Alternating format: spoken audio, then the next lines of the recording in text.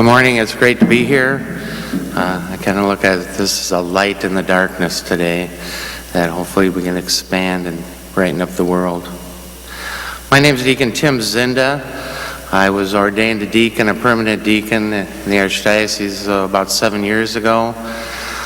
At that time, right before ordination, they asked me, what kind of ministry would you like to do? And I said, well, I'd like to be a hospital chaplain. So I learned very quick never to tell the Archbishop what you really want, because he gives you the opposite. And so I was assigned to correctional ministry as a chaplain in Ramsey County, which includes Totem Town, the Ramsey County Workhouse, and the Adult Detention Center. I did my internship at Totem Town with the juvenile facility there. And then I worked with Father Stan Sleds at the jail for about a year, and he kind of did this full time. And then I kind of took over the jail, but I just didn't have much time to cover the other places, and so we kind of put some people in place, except for Totem Town. We're still working on that. So today I thought I'd talk to you a little bit about my ideas about working with people in the Adult Detention Center, which includes both men and women. In fact, right now I think the women in their pod is the biggest list we have. As a chaplain, I look at my whole process. I would never give this up now because it's touched my heart so much.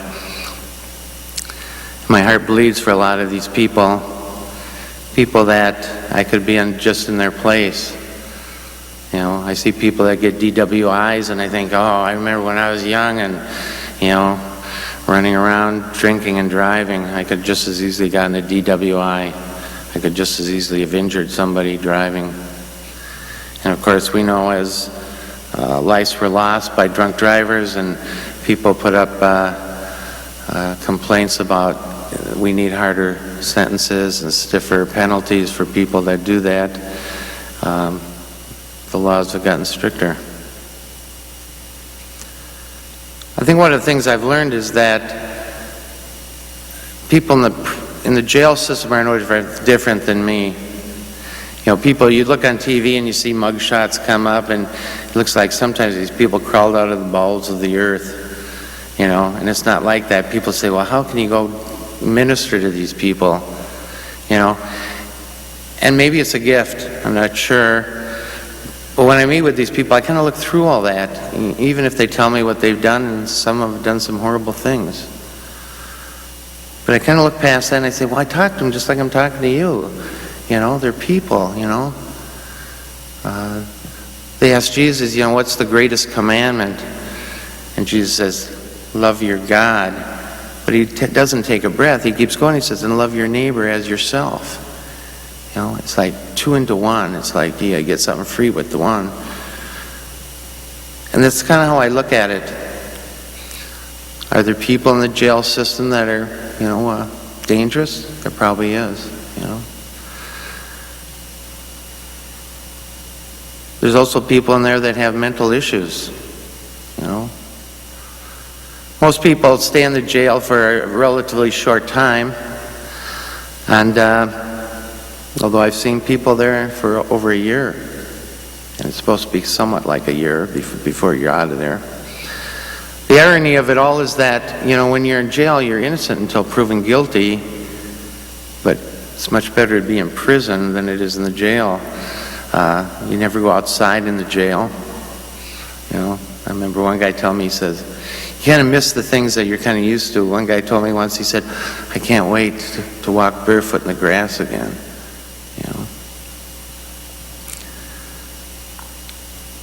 Sometimes people commit things because of their environment. I just want to share a couple stories with you. The first story is about when you're in the jail system, you're getting ready for court. If you can't afford an attorney, a good attorney, you get a public defender. And these public defenders, I don't know, I hear that they do a good job, but there isn't a whole lot of contact there, it seems, between the prisoner and the public defender. And most of the time they go to a plea bargain. And to me, it's kind of like gambling. And I bring this up because I think one of the issues that you people need to do is get involved in legislation, see what the laws are and what's beneficial, what's not. I'm not saying I understand the whole legal system, but plea bargain becomes almost like a, throwing a quarter on the in a slot machine or something. It's like in this one case where I had a Hispanic guy that I was visiting with. He was a little embarrassed the first visit I had with him. He told me he was in the jail for immigration reasons. The next time I visited him, he told me, he said, "I lied to you." He said, "I'm in here because I'm being charged with rape." He was trying to be a responsible man. He had never married his girlfriend, but they lived together for, 20 years. They had lots of children together, and it was his birthday. So he decided to walk downtown rather than drive. On the way back, he was propositioned by some woman, and he said we had mutual sex. And then some guys got involved and robbed him, and then she accused him of rape. The attorney's office offered him 8 months probation if he confessed to doing the crime. He said to me, "I didn't rape the woman. It was mutual." He said, and I told my dad that too. I can't say I did something when I didn't do it. So he took his chance going to court, and he received 20 years. Another person that I've kind of adopted in a way, I guess, and I'm kind of proud of this situation because, God says if you save one soul, it covers a multitude of sins, and, I probably carry a lot of them. And this guy has never had a family, never knew who his dad was. His mother was a drug addict and tried to kill him twice. At the age of 14, he was robbed and stabbed on the way home from school. He lived with his grandma, who he adored and loved. His uncle sexually abused him. And when his grandma passed away, he had a couple of nervous breakdowns. I think he's 33 now, this gentleman. And he had different relationships with women. And people are always looking for love in their lives, And we know that from abusive situations, people never leave because it's what they know. It's there. It's what they consider love. So he had a couple relationships that didn't work out, but they ended amicably. On his third relationship, because of his nervous breakdowns, his girlfriend at that time said she wanted to become his personal care attendant. And so she'd be getting money and didn't want him to work. He was working part-time at UPS, and she made him stop so that they could get the money. And he said to me, he said, all we did was fight. That's all we ever did. One day she hit him, he hit her back, and he hit her in the eye. She started bleeding from her eye. And he took her to the hospital right away. He felt remorse, but she was going to lose the sight in that eye. And he received 8 years in prison.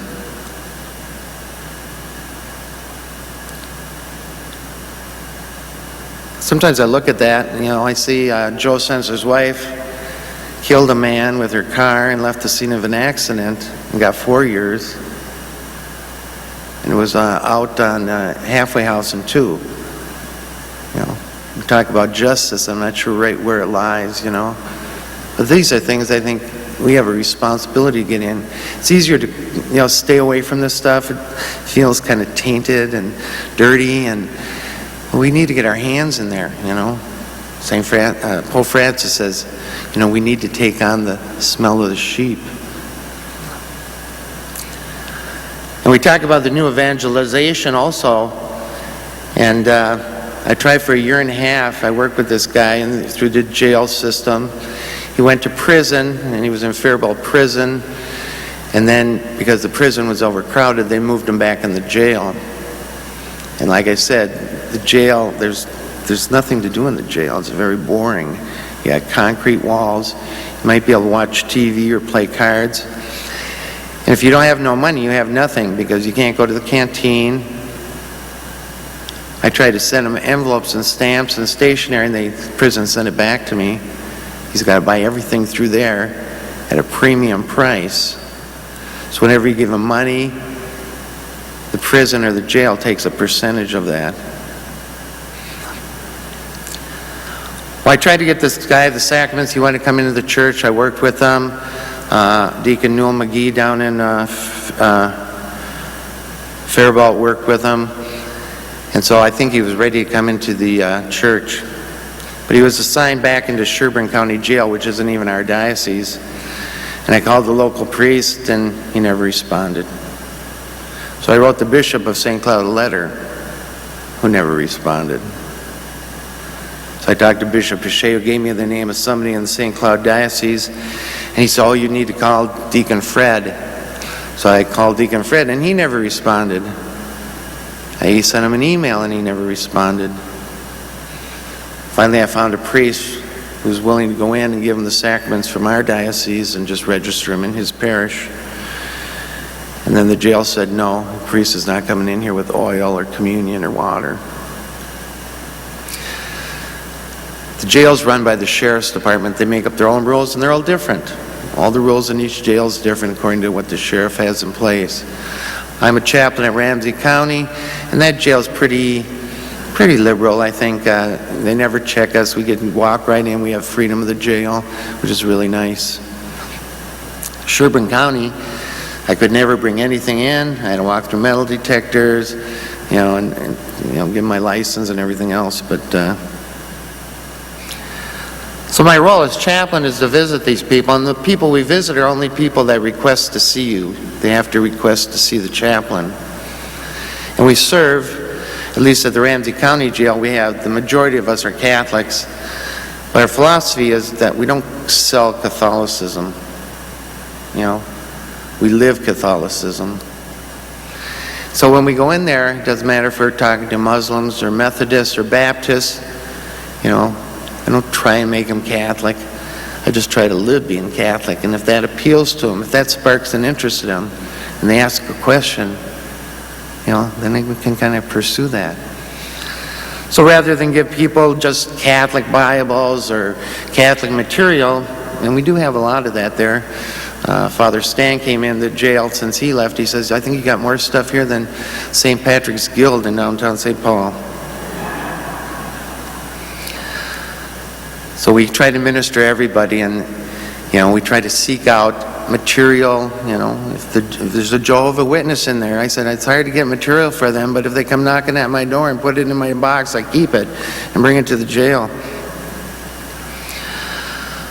So we talk with these inmates or residents, I call them, and we do talk to them just like I'm talking to you now, as another person, a person worth value.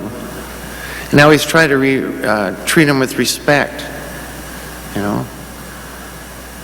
If I'm not going to be there for a visit or something, I try to let them know, and I tell them up front that, I'm here, this is when I'm here, and if I'm not here, I'm sick, there's a blizzard outside, something's happened, and I won't be able to contact you, but I won't be there. That's why I'm not there. Otherwise, I'm here faithfully. Christmas time, I give them all Christmas cards. Unless they're Jewish, then they get a Hanukkah card. I want them to feel like they're part of the human race. They're not tainted people. They're people just like you and I.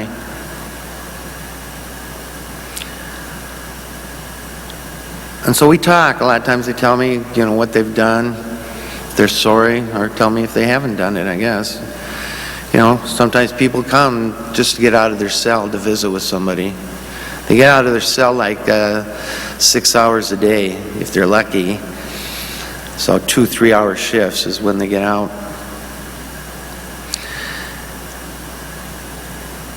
So if they have no income, no resources for money, like in this last case, this person here I was talking about, they're not able to get anything from the canteen. They can't write letters because they won't have money for stamps or stationery. Now in this case, I've taken money that I've gotten as stipends that people give me as gifts for a wedding or that, and I set all that money aside. Every so often I send him a few bucks so that he can have those things. thing I'm most proud of after all this work is that tomorrow I'm going to Faribault Prison. I'm going to serve Mass as a deacon and welcome him and another guy into the church. So I'm excited about that. So there's so many things to do in the, in the jail, in the prison compared to the jail. The prison system, you can get a job and they pay you 25 cents an hour. You go to school, they pay you 50 cents an hour.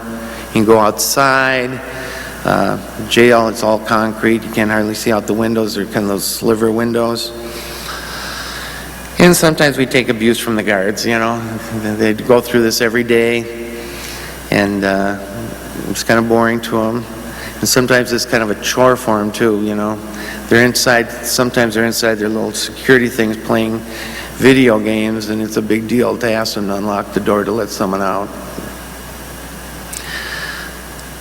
So I ask that you pray for us, pray for those incarcerated, get involved in legislation, see what the laws are, how unfair they seem, what can be changed to better, This is supposed to be corrections. It's supposed to help correct people, not just penalize them.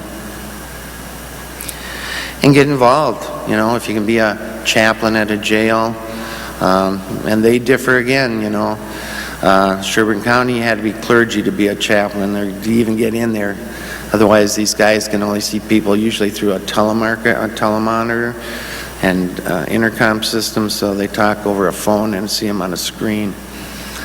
And that at the prison, you can see them in person. So I hope this kind of sparks that interest, get that light burning more brightly. Set the world on fire with your love for everybody.